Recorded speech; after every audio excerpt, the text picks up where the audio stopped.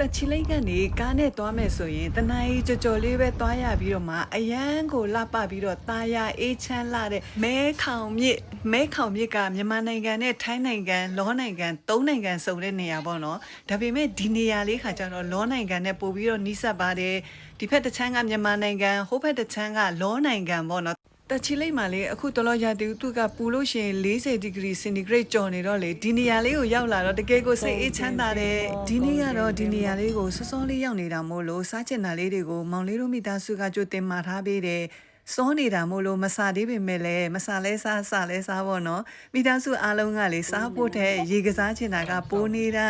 ပါတယ်စင်းချင်တာရေစင်းချင်တာစင်းလို့မရသေးဘူးတဲ့တော့လေတအားပူတယ်အဲ့ဒီလက်ကင်တန်းကလည်းပူတယ်အောက်ကကြမ်းခင်းလေးကလည်းပူတာတအားကိုပူတာသူမလေးကလေမှရေစင်းစော့ချင်လို့သူ့အဖေကိုရေထဲအရင်စင်းကြည့်ပါတဲ့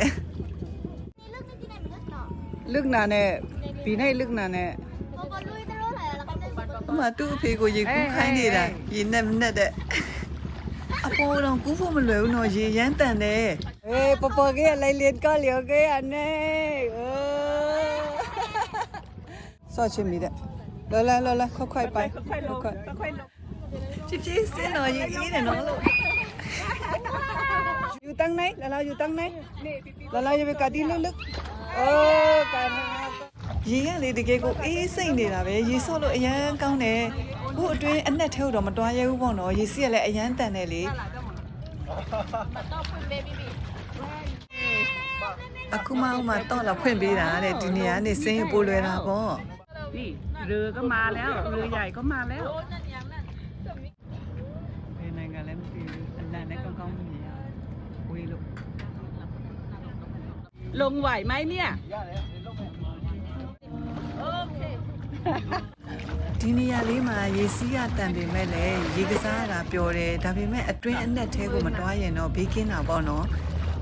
မဲခေါင်မြစ်ရေကတရုတ်နိုင်ငံရေခဲမြစ်ကနေစီးဆင်းလာတဲ့ရေတွေဖြစ်နေလို့သူ့ရဲ့ရေကလေအေးစိတ်နေတာရေစီးလည်းအရန်တန်တယ်အတွင်းပိုင်းမှာရေမကစားပဲနဲ့ဒီဖက်တိမ်တဲ့ဖက်မှာရေဆော့ရင်တော့ဘေးအနေရကင်းတာပေါ့နော်ကဲရေစင်းဆော့ပြီးတော့မှအခုကဒုတိယအကြိမ်ထပ်ပြီးတော့မှရေစင်းဆော့ချင်ပါနေတဲ့ရေဆော့ရတာတော့ပြောကြကောင်းတယ်ရေအေးစိတ်နေလို့လေအဝေးရောက်မိတ်ဆွေတငယ်ချင်းများအတွက်ဝေမျှပေးတာပါနော်မိတ်ဆွေတငယ်ချင်းများလည်းဒီရက်ဒီဒေတာကိုရောက်ခဲ့ရင်ဒီနေရာလေးကိုလာရောက်လည်ပတ်နိုင်ကြပါစေလို့ဆုတောင်းပေးလိုက်ပါတယ်အားလုံးကိုကျေးဇူးတင်ပါတယ်โอ้ลีนะน่าฮักเนี่ย